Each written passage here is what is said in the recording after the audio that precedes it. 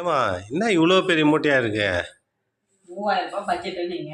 ஆமா. இட்லி குண்டா மாத்தணும்னு. ஆ கடைசியில கடைக்கு போனா, ஆ பொம்பளைங்களுக்கு சொல்லவே தேவையில்ல. ஆ துணி கடைக்கோ, நகை கடைக்கோ, பாத்திர கடைக்கோ போனா அது எடுக்கலாம், அது எடுக்கலாம் ஆசை வருது.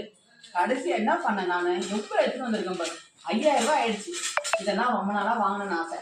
ம் என்னன்னா, நம்ம இப்போ ஆயில் போடாம ஃபிஷ் ஃப்ரை பண்ணலாம். அதெல்லாம் கொஞ்சம் ஈஸியாகும். இதை வாங்கிட்டேன்.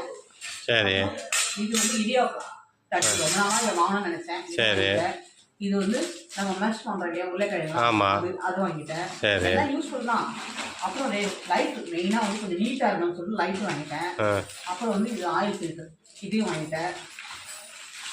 இது வந்து சிலிக்கான், அந்த தோசை தவாக்கு நம்ம ஆயில் போடுவோம் இல்லையா, அது சிலிக்கான்ல, அதை வாங்கிட்டேன். மெயினா இந்த இட்லி குண்டா வாங்கல, அதுக்கப்புறம் கடைசியில தான் வாங்கினேன். எல்லாத்தையும் வாங்கிட்டு. இது வந்து தவா. தவா உங்களுக்கு ஓப்பன் பண்ணி காட்டுறேன். தவா பிரீமியர்ல சூப்பரா இருந்தது. ஏன்னா இந்த டிசைன் பார்த்தோன்னே எனக்கு ரொம்ப பிடிச்சி போச்சு. இது எங்க வீட்டுக்கு சரிங்க. அவங்களுக்கு ஒரு தவா வாங்கிட்டேன். அவங்களுக்கு வந்து பட்டர்ஃப்ளைல முக்கியமான ஐட்டம். நம்ம எதை வாங்க போகணுமோ அதுதான் இப்போ வருது. இட்லி பாத்திரம், ஸ்டீலில் இட்லி பாத்திரம் வாங்கிட்டோம்.